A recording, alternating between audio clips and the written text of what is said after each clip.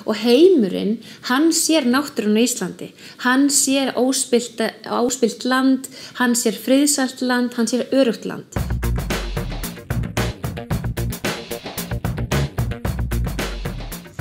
Íslandsstofu ætlað að styðja við kynningu erlendis á íslenskri menningu, vörum og þjónustu og laða að erlenda fjárfestingu með því að kynna kosti landsins. Íslandsstofa samstarfsvettvangur atvinnulífs, hagsmunasamtaka, stofnana og stjórnvalda stefnu og aðgerðir til að auka útflutningstekjur og hagvöxt. Þetta gert meðal annars með því að veita þjónustu og ráðgjöf til fyrirtæki í útflutningi á vöru og þjónustu og að aðstoða við markaðssetningu. Síðast en ekki síst samræmir Íslandsstofa kynningar og markaðsstarf til að laða að erlenda ferðamenn til landsins. Inga Hlín Pálsdóttir forstöðumaður sviðs Íslandsstofu sem kallað áfangastaðurinn. Það viðeigandi í þætti sem ber yfirskriftina Ísland og umheimurinn að ræða við þá konu sem leiðir í dag markaðssetningu á Íslandi erlendis.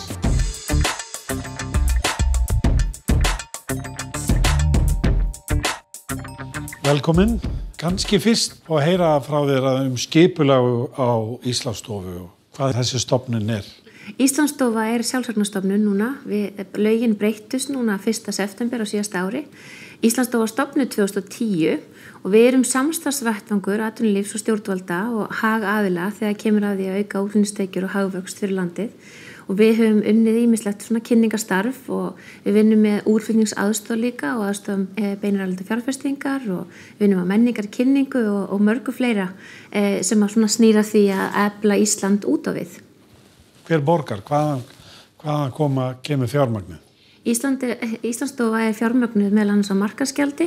Svo erum við með ákveðna samninga við ríkið ákveðin mál sem til dæmis snúast að ferðamálunum. Þar erum við með sérstaka samninga landkynninguna og svo erum við með sérstaka samninga til dæmis varðandi ákveðin markaðsverkefni sem eru þá í raun það sem verkefni það sem að bæði stjórnvöld koma að og fyrirtækin. Þannig að það eru krónu móti krónu verkefni. Það sem að gerðist líka í tengslum við breytingarnar á Íslandsstofu 1. september var það að það var stofnað og á að stofna svo kallað útflutnings- og markaðsráð.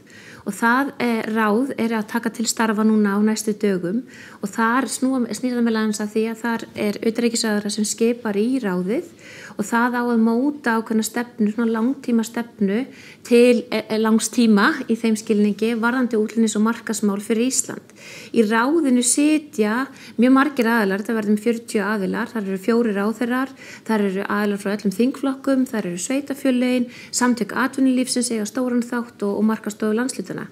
Og þetta mjög spennandi skref að taka fyrir okkur vegna þess að þarna getum við náð mjög skörpum fókus í því hvernig við að kynna landið og hvaða áherslur við setjum til framtíðar varðandi kynningu og hvar við ætlum að ná í okkar útflutningstekjur.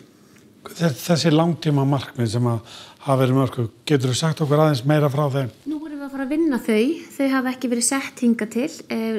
Ráðið tekur til starfa núna á næstu vikum og þegar ráðið hefur tekið til starfa þá verður vinnun ákveðin stefnumótun sem síðan verður kynnt og þá verður við komið með ákveðna markmið og mælikvarða sem við vinnum eftir og ekki bara Íslandsstofa heldur þetta bara fyrir okkur og fyrir okkur þjóðina að vinna eftir í þeim skilningi hvernig við ætlum að búa okkur hagseldar til langs tíma.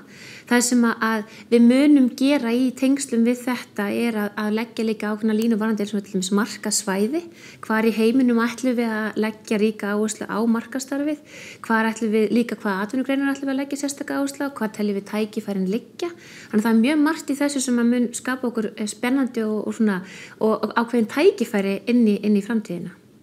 Þetta svona nation branding, þetta svona mörkun eða vörumerki Íslands ekki satt? Jú, að vissu leyti liggur grunnurinn í því að við á mörkun lands og þjóðar, má segja. Þegar maður að vinna með mörkun lands og þjóðar þá oft verið að leggja áherslu á ákveðna, 5-6 þætti. Þá horfum við á áfangastæðin, hvernig ætlum við að kynna áfangastæðin fyrir ferðamönnum og þeim sem hingað hafa áhuga að sækja. Við erum líka þá að tala vörur og þjónustu, til dæmis útflutningsvörurnar okkar, hvernig upprunin liggur, við erum að kynna upprunan, hvernig við getum búið til ákveðin gæði varðandi landið og áætlanir í tengslum með það. Við erum að skerpa fókusum varðandi hvernig erlenda fjárfestingar við erum að sækjast eftir.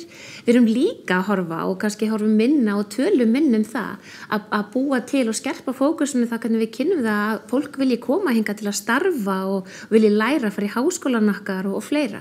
Og svo auðvitað þekkingar miðlun til annara landa hvernig við höfum verið að vinna að okkar verkefnum. Þannig að það svona þessi ákveðna mynd sem við vinnum eftir varðandi svona mörkun landa eða eins og þú segir place branding en nation branding. En það talið að það eiga gott orðspor og ímynd landa að það sé gríðarlega mikilvægt til þess að efla þekkingu og fólk hafi jákvæðan hug til landsins og það svona, hvað við segja, við Íslendingar höfum borið þess gæfu að hafa slíkt jákvætt orðspor hingað til og við þurfum að efla það til muna til framtíðar.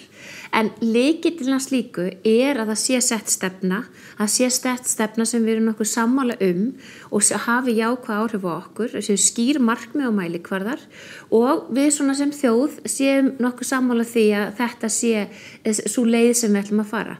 Það aldrei þannig samt að við verðum öll sammála, nákvæmlega sammála það og það snýra þetta pólitík og annað. Þannig við þurfum alltaf að hafa aðhald.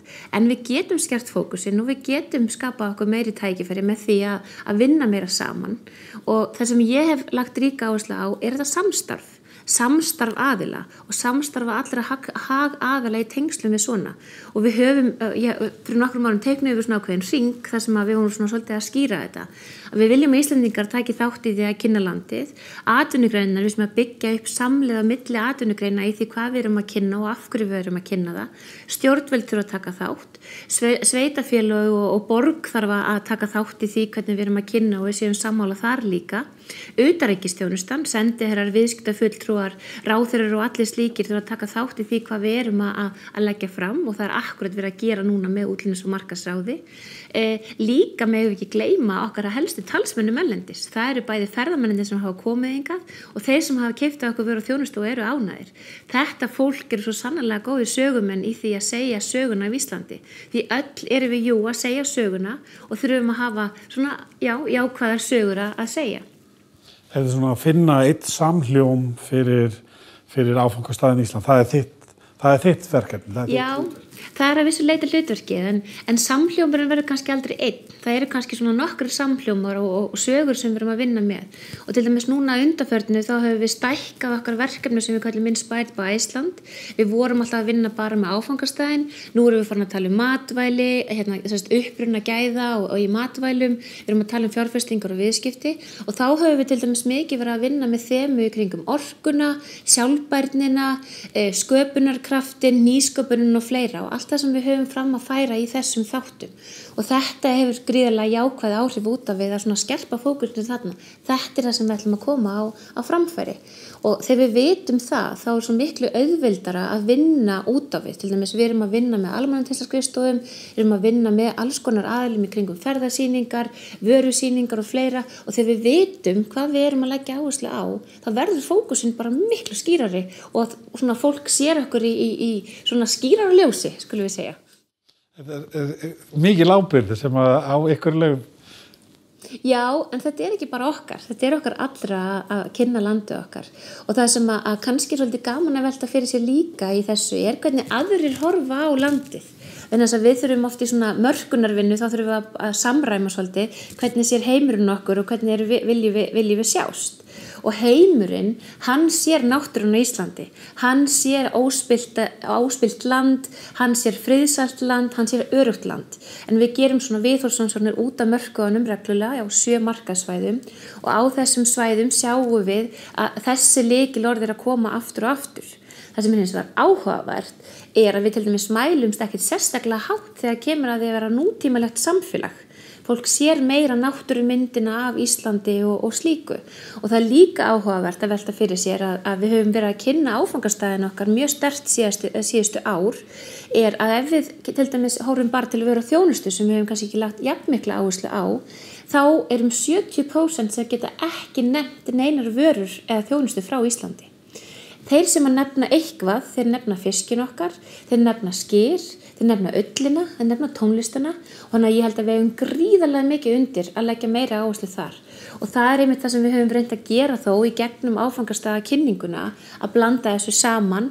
Við höfum lagt mikla áherslu að kynna menninguna, fólkið og allt landið og það hefur náttúrulega þróast núna í gegnum árin hvernig landið kynnt og ef við horfum til ásins 2010 að þegar að Eyjafjallajökull byrjaði að gjósa og við byrjum með markaðsherferðinni Inspired by Iceland, þá var bara markmið að sýna Ísland grænt. Það var bara markmið að sýna hér væri allt í lagi. Síðan erum við búin að þróast og þroskast, myndi ég segja, og við erum búin að færast í það að tala Ísland allt árið, alla landslutan okkar, við höfum farið í það að fjalla ábyrga ferðaþjónustu, ferðast á ábyrgan máta landið okkar, viðhalda ánægju ferðamanna og líka það að við séum ánægð með ferðaþjónustuna við Íslendingar. Þannig að allt sem við erum að gera hafi jákvæð áhrif líka hér innanlands. Þannig að það er margt breyst í þessu og margt sem að býr hérna á bakvið allt sem að er spennandi að geta unnið áfram með.